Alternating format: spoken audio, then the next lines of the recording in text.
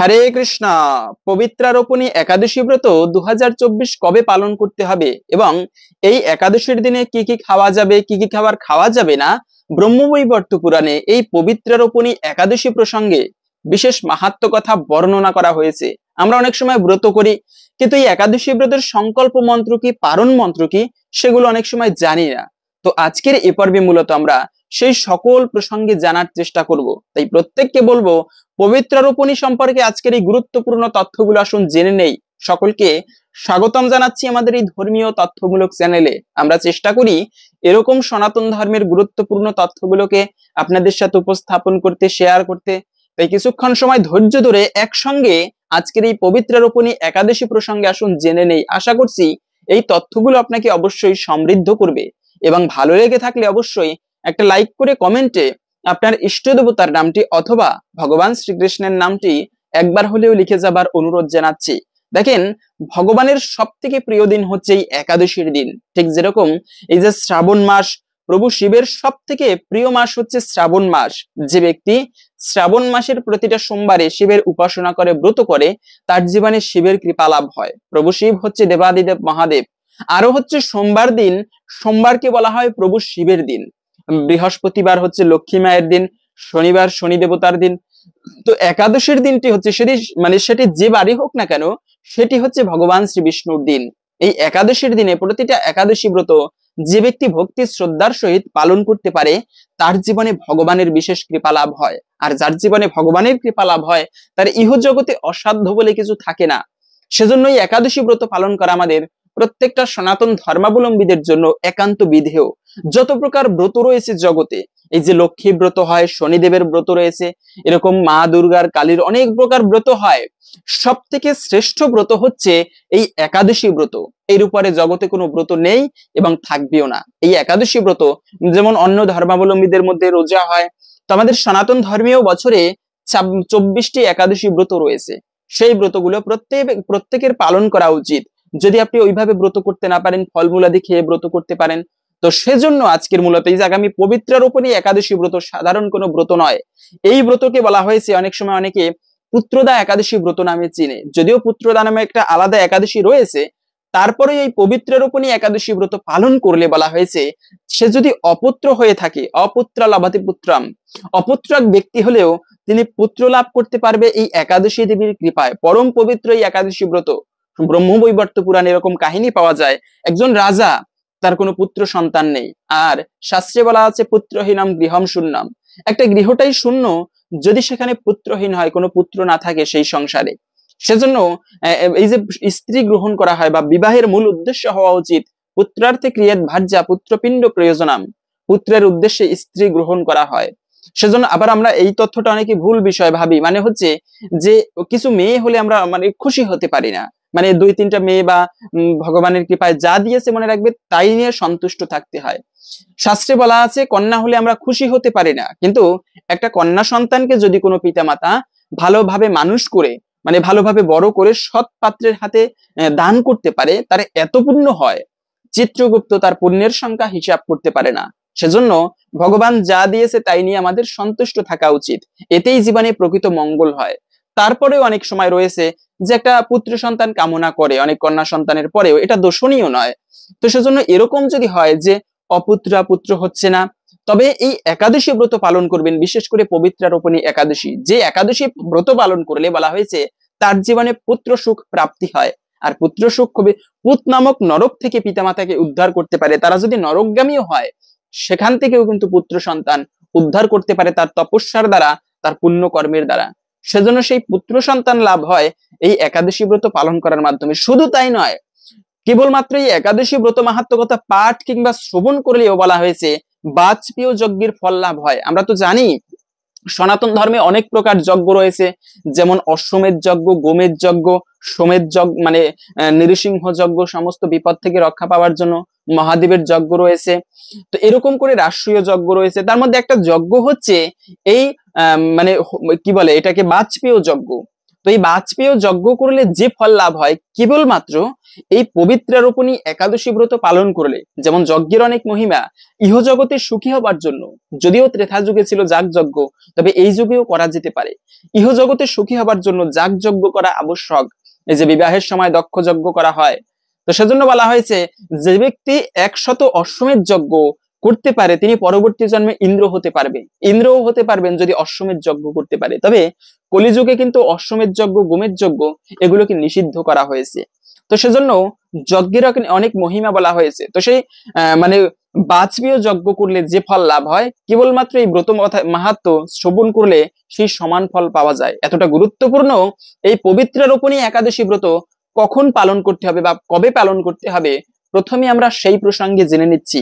ব্রত এই মূল তিথিটা হচ্ছে একাদশী তিথি, শুরু হচ্ছে আগামী 15 আগস্ট বৃহস্পতিবার দিবা 6টা 13 মিনিট থেকে শুরু হচ্ছে একাদশী তিথি এবং থাকবে মূলত 16ই আগস্ট শুক্রবার সকাল 6টা 5 মিনিট পর্যন্ত। তো এই সময়টুকুর মধ্যে মূলত একাদশী তিথি থাকবে। সেজন্য উদয়া তিথি মেনে শুক্রবারে আমাদের এই ব্রত সকলের পালন করতে হবে। দুইটা মত, একটা স্মার্ত মত, একটা গোস্বামী মত। যদিও মতপথ অনেক রয়েছে, তারপরেও সকল মতেই এই যে আগামী পবিত্রারোপণী একাদশী ব্রত সকল মতেই একদিনে পড়েছে, শুক্রবারে পালন করতে হবে। তো অনেকের এই প্রশ্নটা থাকে, আমি প্রথমে বলে দিচ্ছি যে কোন মতটা শ্রেষ্ঠ। আসলে সকল মতেই শ্রেষ্ঠ, তবে গোস্বামী মত হচ্ছে প্রকৃত বিশুদ্ধ মত।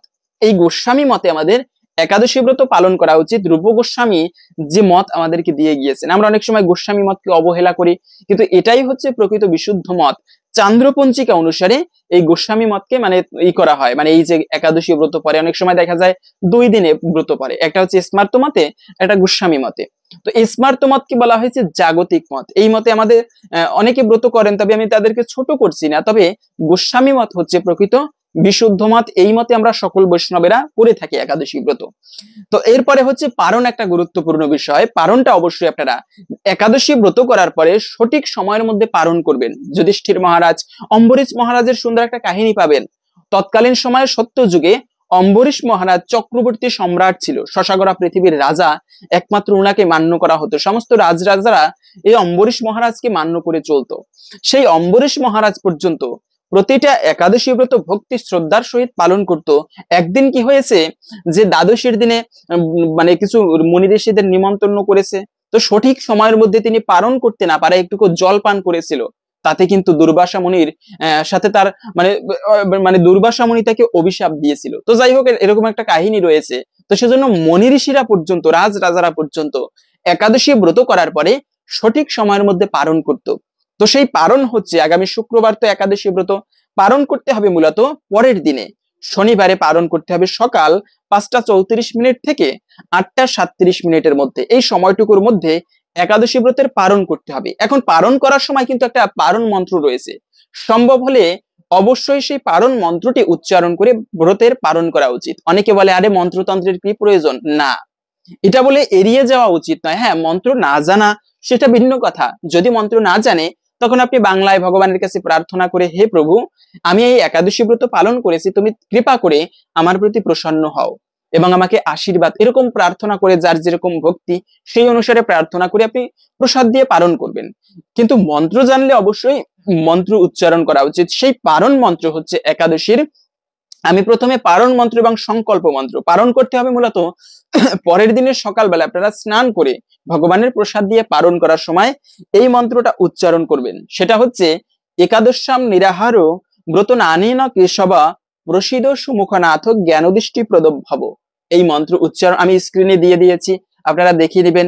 এই মন্ত্র উচ্চারণ করে একাদশী ব্রতের পালন করবেন। দ্বিতীয়ত হচ্ছে সংকল্প মন্ত্র। মনে রাখবে, যে কোনো ধর্মানুষ্ঠান করা হোক না কেন, যদি সেখানে সংকল্প করা না হয় তবে কিন্তু সেই ব্রতের বা সেই ধর্মানুষ্ঠানের সম্পূর্ণ ফল লাভ করা যায় না। কোথায় বলা হয়েছে?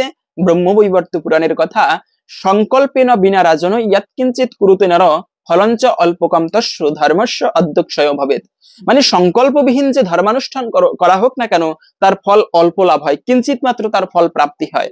তাই সম্পূর্ণ ফল লাভের জন্য অবশ্যই সংকল্প করা উচিত। এরকম করে আপনারা দেখবেন যে কোনো যাগযজ্ঞের পূর্বে বা যে কোনো বিষ্ণু পূজার পূর্বে সংকল্প করে নেয় যে অমুক মানে রাশি ভাস করে শুভ শুক্লপক্ষের দ্বিতীয়া তিথেও সেই বিষ্ণু পূজার্থে মানে প্রীতার্থে গুরু আজ্ঞা পূর্বকম, এরকম করে যে সংকল্প করে। তো এই একাদশী ব্রতের সংকল্প কি?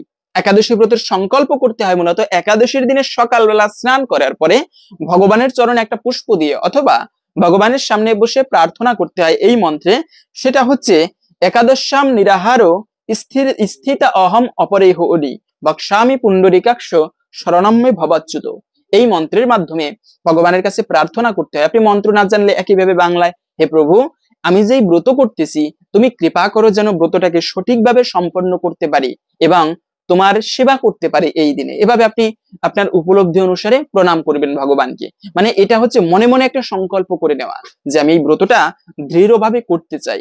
তো একটা কথা, আর একটা বিষয় আমরা জানতে চাই, একাদশী ব্রত পালন করার, যদি আমরা সবাই প্রায় জানি, তারপরেও একাদশী ব্রত পালন করার সংক্ষিপ্ত নিয়ম বা প্রকৃত নিয়ম কি? মনে রাখবে, একাদশীর আগের দিনে অবশ্যই আমাদের নিরামিষ খাবার মানে সংযম পালন করতে হবে। এখন সংযম পালন করা কি কেবলমাত্র নিরামিষ খাওয়া?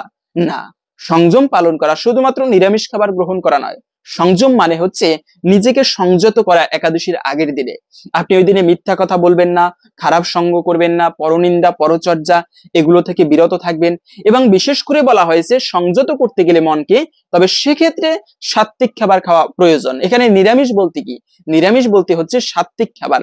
মাছ মাংস পেঁয়াজ রসুন শরীরকে উত্তেজিত করে, মনে চাঞ্চল্য সৃষ্টি করে এমন কোনো খাবারকে নিষিদ্ধ করা হয়েছে।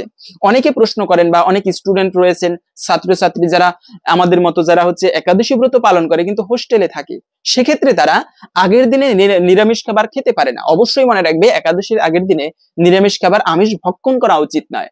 তো অনেকে আমিষ ভক্ষণ করতে হয় তাকে, মানে কার্যক্ষেত্রে অনেক সময় দূরদেশে থাকে প্রবাসী, তারাও একাদশী ব্রত পালন করে।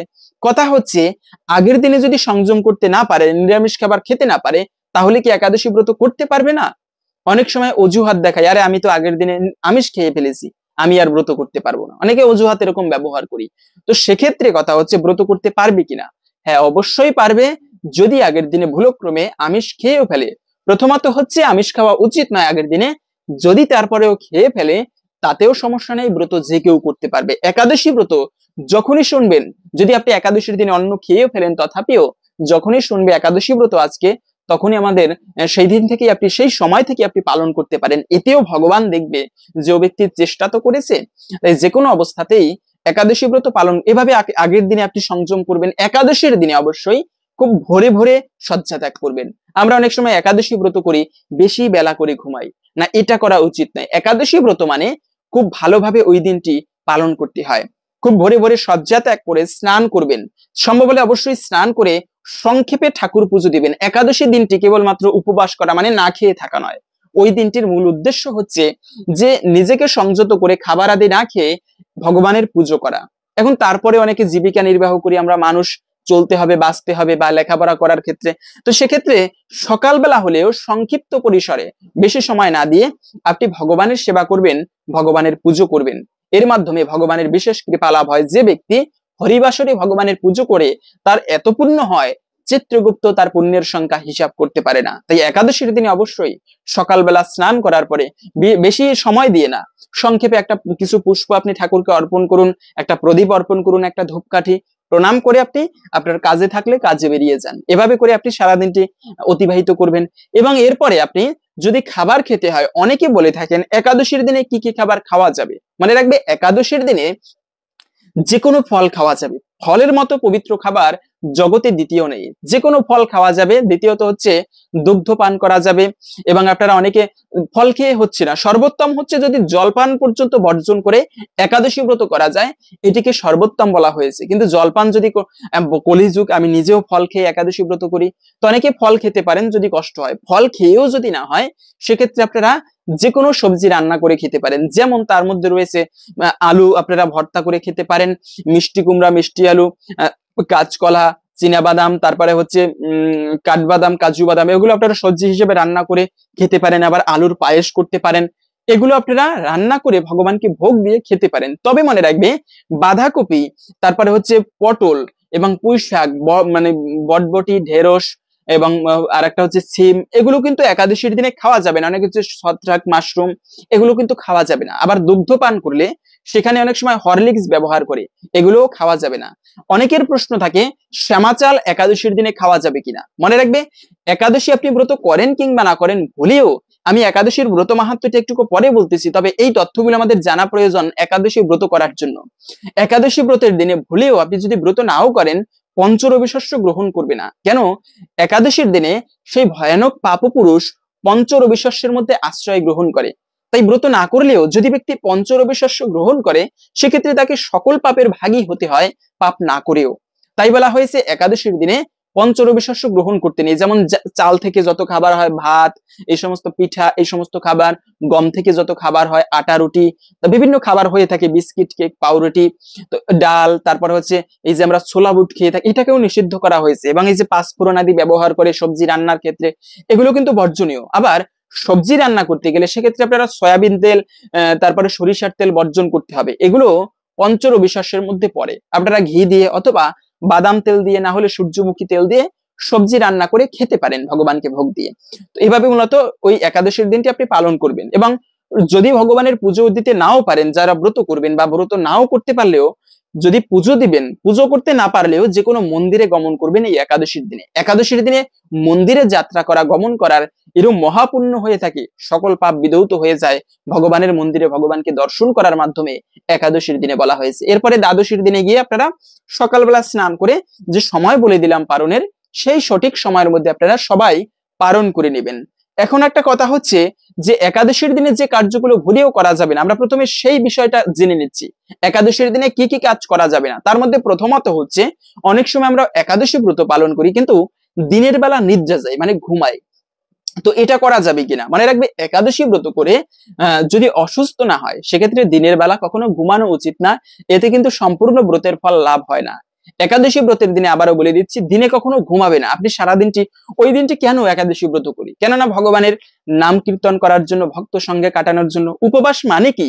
উপমানে নিকটে, বাস মানে বাস করা, মানে হচ্ছে ভগবানের সন্নিকটে বাস করা। তো ওই দিনটি আপনারা ভালোভাবে ঘুমানো উচিত নয়। দ্বিতীয়ত হচ্ছে যে এই দিনে কখনো ভুলেও এই কাজটি করবে না, সেটা হচ্ছে পিতামাতাকে, শ্রদ্ধেয় ব্যক্তিকে কষ্ট দিবে না। বর্তমানে আমরা টেকনোলজির ডেভেলপমেন্ট হচ্ছে, সকল কিছুর উন্নতি হচ্ছে, কিন্তু এই জগতে মানুষের এত কিছুর উন্নতি হলেও চেতনা কিন্তু দিন দিন নিম্নগামী হচ্ছে।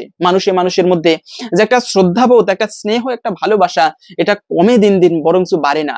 সেজন্য বলা হয়েছে যে কখনো, বিশেষ করে যে কোনো শুভ দিনে পিতা মাতাকে কষ্ট দিবে না, কোনো শ্রদ্ধেয় ব্যক্তিকে কষ্ট দিবে না, যে সে যেই হোক না কেন। অনেক সময় আমরা একাদশী ব্রত করি, কিন্তু যে ব্যক্তি না করে এই ব্রত, তার নিন্দা করি, তাকে অনেক সময় মানে হাসি তামাশা করি তাকে নিয়ে, না, এটাও একটা অপরাধের।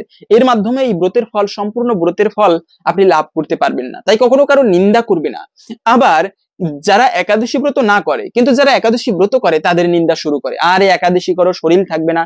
মনে রাখবি, এর জন্য তুমি নিজে ধর্ম করতে না পারো, কিন্তু কখনো কাউকে নিরুৎসাহিত করবে না। এর জন্য ভগবানের কাছে জবাব দিতে হবে একদিন, ভগবান এর জন্য শাস্তি দিবে। তাই কখনো কারো নিরুৎসাহিত করা উচিত নয়, এবং কারো নিন্দা করবে না, এমন কোনো আচরণ করবে না, যে কোনো সময় হোক না কেন, শুভ দিন ছাড়াও, যে তোমার আচরণের মাধ্যমে কোনো ব্যক্তি কষ্ট পায়। তারপর একটা বিষয় হচ্ছে যে এই দিনে আপনারা পঞ্চরবি শস্য খাবেন না ভুলেও, যাতে একটু আগে বললাম। এখন একাদশীতে রান্না করা খাবার, একজনে প্রশ্ন করেছেন এরকম যে একাদশীর দিনে রান্না করা খাবার রান্না করে রেখেছি, সেই খাবার দ্বাদশীর দিনে খাওয়া যাবে কিনা। কেননা যেহেতু বলা আছে যে একাদশীর দিনে পাপপুরুষ পঞ্চরবি শস্যের মধ্যে আশ্রয় গ্রহণ করে, সেক্ষেত্রে একাদশীতে যদি রান্না করে রাখি খাবার, সেটা যারা ব্রত করবে তারা দ্বাদশীর দিনে খেতে পারবে কিনা। হ্যাঁ, অবশ্যই খেতে পারবে। কেননা একাদশীর দিনে পাপপুরুষ পঞ্চরবি শস্যের মধ্যে আশ্রয় গ্রহণ করে, দ্বাদশীর দিনে বলা হয়নি। তাই একাদশীতে যদি রান্না করা খাবার হয়, সেটি ভগবানকে ভোগ দিয়ে আপনারা প্রসাদ হিসেবে দ্বাদশীর দিনে পারণ হিসেবে গ্রহণ করতে পারবেন দ্বাদশীতে। তো অবশ্যই একাদশীতে রান্না করা খাবার গ্রহণ করা যাবে। এখন আমরা শাস্ত্রে ব্রহ্মবৈবর্ত পুরাণে এই পবিত্র রূপিণী একাদশী প্রসঙ্গে বিশেষ মাহাত্ম্য কথা বর্ণনা করা হয়েছে। শ্রবণাম মঙ্গলাম, সনাতন ধর্মে শ্রবণ করাকে সব থেকে বেশি প্রাধান্য দেওয়া হয়েছে। গায়ন্তম বিষ্ণু ধাবতী, যেখানে ভগবানের নাম কীর্তন করা হয়, যেখানে ভগবানের শাস্ত্র আলোচনা করা হয়, সেখানেই ভগবান বিষ্ণু উপস্থিত হয়। তাই কিছুক্ষণ সময় ধৈর্য ধরে আমরা এই ভিডিওর বা এই পবিত্র রূপিণী একাদশী ব্রতের যে ব্রত মাহাত্ম্য কথা, সেটি শ্রবণ করতেছি। আপনি বাড়িতে এই একাদশীর দিনে অবশ্যই ব্রত মাহাত্ম্যটি ইউটিউব থেকে শ্রবণ করতে হবে এমন নয়, সবাই মিলে বাড়িতে বসে পাঠ করুন, শ্রবণ করুন। এর মাধ্যমে ভগবানের বিশেষ কৃপা লাভ হয় শ্রবণের মাধ্যমে। সনাতন ধর্মে নববিধা ভক্তির মধ্যে প্রথম হচ্ছে শ্রবণ করা। কোনো ব্যক্তি যদি ভগবানের সেবা ঠিকভাবে নাও করতে পারে, কিন্তু প্রতিদিন একটা নিয়ম করে কৃষ্ণ কথা শ্রবণ করে, সে ব্যক্তি অন্তিমে ভগবানকে লাভ করতে পারে, সর্বপাপ হইতে মুক্ত হয়ে ভগবান ধামে তার গতি হয়। তো সেই প্রসঙ্গে জেনে নিচ্ছি পবিত্র রোপণী একাদশী ব্রত। একদিন মহারাজ যুধিষ্ঠির ভগবান শ্রীকৃষ্ণকে জিজ্ঞাসা করলেন, হে প্রভু, শ্রাবণ মাসের শুক্লপক্ষের একাদশীর নাম কি, তা কৃপা করে আমাকে বলুন। শ্রীকৃষ্ণ বললেন, হে মহারাজ, এখন আমি সেই পবিত্র ব্রত মাহাত্ম্য বর্ণনা করছি, মনোযোগ দিয়ে তা শ্রবণ করুন। যা শ্রবণ মাত্রেই বাজপেয় যজ্ঞের ফল লাভ হয়। প্রাচীনকালে দাপর যুগের শুরুতে মহিজিৎ নামে এক বিখ্যাত রাজা ছিলেন। তিনি মাহিষ্মতি নগরে রাজত্ব করতেন, কিন্তু দুঃখের বিষয় এই যে তার মনে বিন্দুমাত্র সুখ শান্তি ছিল না, কেননা তিনি ছিলেন অপুত্রক। পুত্রহীনের ইহলোক ও পরলোকে কোথাও সুখ হয় না, এইরূপ চিন্তা করতে করতে বহুদিন কেটে গেল। কিন্তু তবুও পুত্র মুখ দর্শনে রাজা বঞ্চিতই রইলেন। প্রজাদের সামনে গিয়ে বলতে লাগলেন, হে প্রজাবৃন্দ, তোমরা শোনো, আমি এই জন্মে কোনো পাপও কাজ করিনি, অন্যায়ভাবে আমার রাজকোষ বৃদ্ধি করিনি, ব্রাহ্মণ বা দেবতাদের সম্পদ কখনো গ্রহণ করিনি, উপরন্তু প্রজাদেরকে নিজের পুত্রের মতো পালন করেছি, ধর্ম অনুযায়ী পৃথিবী শাসন করেছি, দুষ্টদের যথানুরূপ দণ্ড দিয়েছি, সজ্জন ব্যক্তিদের যথাযোগ্য সম্মান করতেও কখনো অবহেলা করিনি। তাই হে ব্রাহ্মণগণ, এই প্রকার ধর্মপথ অবলম্বন করা সত্ত্বেও কেন আমার পুত্র লাভ হলো না, তা কৃপা করে অনুসন্ধান করুন। রাজার এই প্রকার কাতরোক্তি শ্রবণ করে ব্যথিত রাজভক্ত পুরোহিত ব্রাহ্মণগণ রাজার মঙ্গলের জন্য গভীর বনে ত্রিকালজ্ঞ মুনি ঋষির কাছে যেতে মনস্থ করলেন। বনের মধ্যে ঋষিদের আশ্রম সকল দেখতে দেখতে তারা এক মুনির সন্ধান পেলেন। তিনি দীর্ঘায়ু, নিরোগ এবং নিরাহারে ঘোর তপস্যায় মগ্ন ছিলেন। সর্বশাস্ত্র বিশারদ এবং ধর্মতত্ত্ব ত্রিকালজ্ঞ সেই মুনি লোমশ নামে পরিচিত। ব্রহ্মার এক কল্প অতিবাহিত হলে মুনিবনের গায়ের একটি লোম পরিত্যক্ত হতো। এই কারণে এই মহামুনির নাম লোমশ। তাকে দেখে সকলেই ধন্য হলেন। তারা পরস্পর বলতে লাগলেন যে বহু বহু জন্মের সৌভাগ্যের ফলে আজ আমরা এই মুনির সাক্ষাৎ লাভ করলাম। তারপর ঋষি তাদের সম্বোধন করে বললেন, কি কারণে আপনারা এখানে এসেছেন এবং কেনই বা আমার এত প্রশংসা করছেন, তা স্পষ্ট করে বলুন। আপনাদের যাতে মঙ্গল হয় আমি নিশ্চয়ই তার চেষ্টা করব। ব্রাহ্মণেরা বললেন, হে ঋষিবর, আমরা যে উদ্দেশ্যে এখানে এসেছি তা কৃপা করে শ্রবণ করুন। এই পৃথিবীতে আপনার মতো শ্রেষ্ঠ ব্যক্তি আর কোথাও নেই। মহিজিৎ নামে এক রাজা নিঃসন্তান হয় অতি দুঃখে দিন যাপন করছেন। আমরা তার প্রজা, তিনি আমাদেরকে পুত্রের মতো পালন করেন, কিন্তু তিনি পুত্রহীন বলে আমরাও সবাই মর্মাহত। তার দুঃখ দূর করতে আমরা এই বনে প্রবেশ করেছি। হে ব্রাহ্মণ শ্রেষ্ঠ, রাজা যাতে পুত্রের মুখ দর্শন করতে পারেন, কৃপা করে তার কোনো উপায় আমাদের বলুন। আর তাদের কথা শুনে ঋষিবর ধ্যানমগ্ন হলেন। কিন্তু কিছু সময় যাবার পরে রাজার পূর্ব জন্মবৃত্তান্ত বলতে লাগলেন। এই রাজা পূর্বজন্মে এক দরিদ্র বৈশ্য ছিলেন। একবার তিনি একটি অন্যায় কার্য করে ফেলেন। ব্যবসা করার জন্য তিনি গ্রাম থেকে অন্য গ্রামে যাতায়াত করতেন। এক সময় জ্যৈষ্ঠ মাসের শুক্লপক্ষের দশমীর দিনে কোথাও যাওয়ার পথে তিনি অত্যন্ত তৃষ্ণার্ত হয়ে পড়লেন। গ্রাম প্রান্তে একটি জলাশয় তিনি দেখতে পান। সেখানে জল পানের জন্য যান। একটি গাভী ও তার বাছুর সেখানে জল পান করছিল। তাদেরকে তাড়িয়ে দিয়ে তিনি নিজেই জলপান করতে লাগলেন। এই পাপকর্মের ফলে পুত্র সুখে বঞ্চিত হয়েছেন মহারাজ, কিন্তু পূর্বজন্মের কোনো পুণ্যের ফলে তিনি এই রকম নিষ্কণ্টক রাজ্য লাভ করেছেন। হে মুনিবর, শাস্ত্রে আছে যে পুণ্য দ্বারা পাপক্ষয় হয়, আর তাই আপনি এমন একটি পুণ্যব্রতের উপদেশ করুন যাতে প্রারব্ধ পাপ দূর হয় এবং আপনার অনুগ্রহে তিনি পুত্র সন্তান লাভ করতে পারেন। লোমশ মুনি বললেন, শ্রাবণ মাসের শুক্লপক্ষের পবিত্রারোপণী একাদশী ব্রত অভিষ্ট ফল প্রদান করে, আপনারা যথাবিধি তা পালন করুন। লোমশ মুনির উপদেশ শুনে আনন্দ চিত্তে গৃহে প্রত্যাবর্তন করে রাজাকে সে সকল কথা জানালেন। তারপর সকলে মিলে মুনির নির্দেশ অনুসারে ব্রত পালন করলেন। তাদের সকলের পুণ্য ফল মহারাজকে প্রদান করলেন। সেই পুণ্য প্রভাবে রাজমহিষী গর্ভবতী হলেন, উপযুক্ত সময়ে বলিষ্ঠ সর্বাঙ্গ সুন্দর এক পুত্র সন্তানের জন্মদান করলেন। ভবিষ্যৎতার পুরাণে এই ব্রত মাহাত্ম্য বর্ণিত হয়েছে। এই ব্রত মাহাত্ম্য যিনি পাঠ বা শ্রবণ করেন তিনি সমস্ত পাপ থেকে মুক্ত হবেন এবং পুত্র সুখ ভোগ করে অবশেষে বৈকুণ্ঠ ধামে তার গতি হবে। এই ছিল মূলত সেই পবিত্রারোপণী একাদশী ব্রত কথা। আশা করি বুঝতে পেরেছেন এই ব্রত পালন করলে আমরা কি ফল লাভ করতে পারি। এখান থেকে একটা শিক্ষা দেখেন যে পূর্বজন্মের পাপের ফলে আমরা অনেক সময় ভগবানকে দোষারোপ করি, আরে ভগবান তিনি আমাদের উপরে সঠিক বিচার করলো না। দেখেন এই রাজা এত পুণ্যবান, ভালোভাবে জীবন যাপন করেন, ধর্মপথে জীবন যাপন করেছেন, তথাপিও তার কিন্তু পুত্র হয়নি। কোনো না কোনো পুণ্যের, হয়তো ব্যক্তি ধার্মিক এই জন্মে, কিন্তু অনেক সময় তারপরেও দুঃখ ভোগ করতে হয়। কেন? যে আমাদের প্রারব্ধ পাপকর্ম ফল ভোগ করতেই হবে। সেজন্য সময় যখন বিচার করে সাক্ষীর প্রয়োজন হয় না, একটা চরম বাস্তবতা। খুবই ভালো লেগেছে এই কথাটাকে আমার। সেজন্য কখনো দোষারোপ করা উচিত নয় ভগবানকে। এই যে মানে ভীষ্মদেব, যিনি 100 জন্মের কথা স্মরণে ছিল, যার জাতিস্বর কাকে বলে? জাতিস্বর হচ্ছে তিনি যিনি পূর্বজন্মের কথা স্মরণ করতে পারে। ভীষ্মদেব তার 100 জন্মের আগের কথা পর্যন্ত মনে রাখতে স্মরণ করতে পারতেন। তো যখন তিনি সরসজ্জায় শায়িত ছিল, ওই কষ্টের মধ্যে ভগবান শ্রীকৃষ্ণ বিশ্বদেবকে দর্শন করতে গিয়েছিল এবং বিশ্বদেব বলেছিল প্রণাম করে যে প্রভু আমি তো 100 জন্মের মধ্যে কোনো পাপকর্ম করিনি, তথাপিও কেন আমার এত কষ্ট পেতে হচ্ছে? তখন ভগবান শ্রীকৃষ্ণ বলল, মহারাজ যুধিষ্ঠির বিশ্বদেব, আপনি 101 জন্ম আগে একটা পাপ কর্ম করেছিলেন। কি? যে একটা বিষধর সর্প রাস্তার মধ্যে এভাবে বসেছিল, আপনি যাত্রাপথে সেই সর্পটাকে তুলে দূরে ছুঁড়ে ফেলেছেন এবং সেই সাপটা গিয়ে কাটা গাছের মধ্যে পড়েছিল, সেইভাবে তিনি দেহত্যাগ করেছে। সেই যে পাপের ফল, ছোট্ট পাপের ফল হলেও আপনাকে সেই পাপের ফল ভোগ করতে হচ্ছে। পাপ কখনো কাউকে ক্ষমা করে না, তাই পাপের ফল, প্রারব্ধ পাপের ফল ভোগ করতে হবে। দ্বিতীয়, এই ব্রত মাহাত্ম্য থেকে আর একটা বিষয় জানতে পারি। দেখেন যে আমার পুণ্য ফল যদি কাউকে দান করি, তার মাধ্যমে সেই পুণ্যের ফল তিনি কিন্তু ভোগ করতে পারবেন। এই যে ব্রাহ্মণেরা ব্রত করেছে, সেই ব্রতের ফল মহারাজকে লাভ দান করেছে, এর মাধ্যমেও সেই মহারাজ সেই পুণ্য ফল ভোগ করতে পেরেছে। সেজন্য যে এমন হয় অনেক সময় যে পিতামাতা অনেক সময় দোষ পায় বা অনেক সময় তাদের খারাপ কিছু হয়ে থাকে অমঙ্গল মৃত্যুর পরে।